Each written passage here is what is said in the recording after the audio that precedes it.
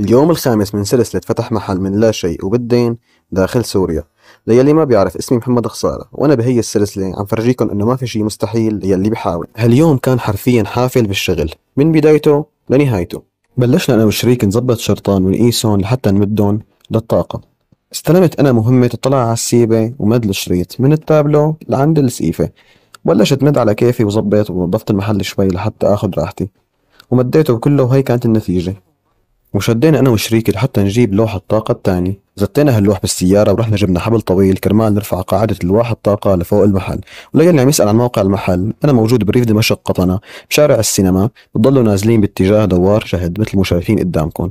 على اليسار طلعت سوق الثلاثة، في محلات هون على يساركم بتلاقوا محل أراجيل لا ما بعرف شو لا ما بعرف شو، بتلاقوا في محل خردة وجنبه نحن. وهون كنا عم نسأل حالنا كيف بده يطلع الحداد لفوق لحتى يركب القاعدة. راح شريكي جاب القاعدة مع الحداد، بس بعدين اكتشفنا اكتشاف انه القاعدة ممكن ما تركب محلها لانه في شباك فوق ممكن يضايقه. فالحداد هون قرر انه يقيس المسافة وما كان يقدر يقيس المسافة.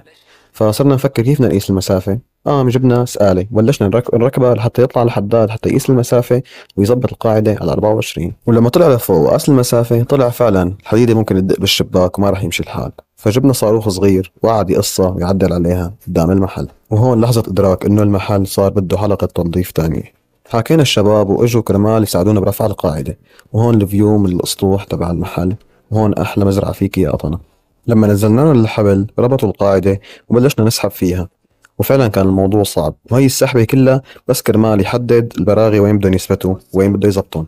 وبعد ما ثبت البراغي وجهز الأمور طلعوا الشباب مرة تانية لحتى يرجعوا يسحبوا القاعدة لفوق ويثبتوها محل ما بده الحداد. وبعد ما أغلبكم قال لي إنه حتى البيبسي السورية كمان مقاطعة، غيرنا هالمرة وجبنا برندة تفاح. وهدول هن رفقاتي إخواتي يلي ما جابتهم أمي، ربينا كبرنا تخابينا على الفرحة والبسمة. واو. وهون لما رفعنا أول لوح للأسف الشديد ما قدرت أصور لكم نحن وعم نرفع الألواح لأنه كلياتنا كنا مشغولين برفعهم. وهون رفعنا اللوح الثاني وكانت الأمور كلها بخير الحمد لله. وبلش الحداد يثبتهم بالقاعدة. وهون رفيقنا عم يصور لشريكي كيف وصل الشرطان باللواح كرمال لما شريكي بده يوصل الشرطان يشوف الفيديو وما يغربط. الله يستر.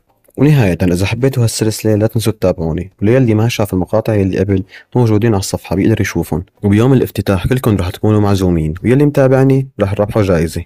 عم بمزح.